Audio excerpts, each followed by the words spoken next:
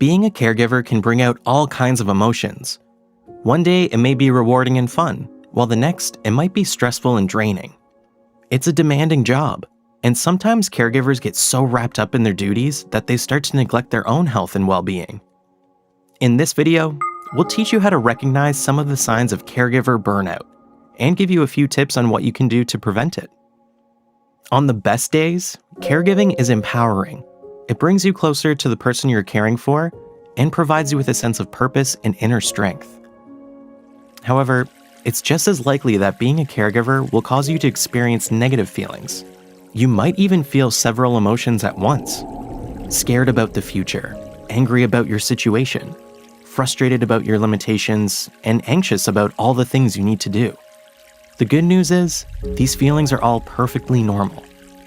The important thing is to recognize when they're happening and deal with them appropriately before they lead to a bigger problem, like caregiver burnout. So how can you tell whether what you're feeling is burnout or just normal exhaustion?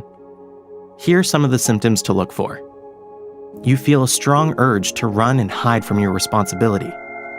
Your activity becomes scattered and frantic.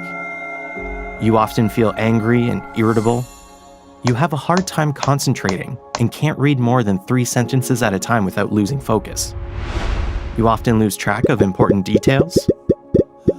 You sleep less than 3 hours at a time or lose more than 10 pounds.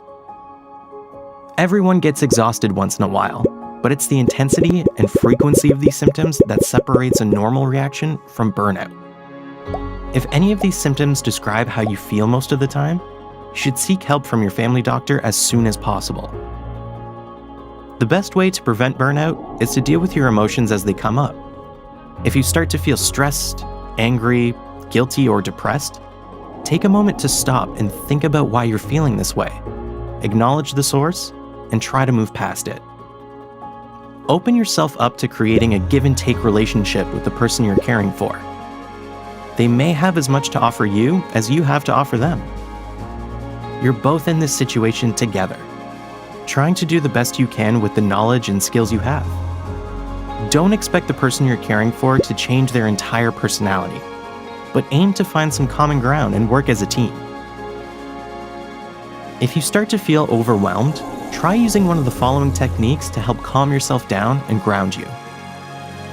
Take a couple of long, deep breaths, breathing in through your nose and out through your mouth.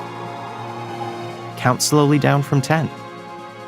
Trace your eyes along a vertical line from the ceiling to the floor, breathing out while you do so.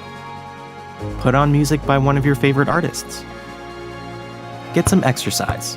Any physical activity can help, whether it's stretching, playing sports, or just going for a brisk walk around the block. If you think you're starting to feel burned out, don't be afraid to ask for help. Isolating yourself when things get tough will only make your negative emotions get worse. Your friends and family want to help, but they won't know you need it unless you ask. You can't expect to provide proper care for someone else if you don't also take care of yourself. Being able to recognize the signs of caregiver burnout will help you take steps to avoid it and allow you to provide the best care possible on both the good days and bad. Be sure to subscribe and watch our other videos for additional caregiver support and resources.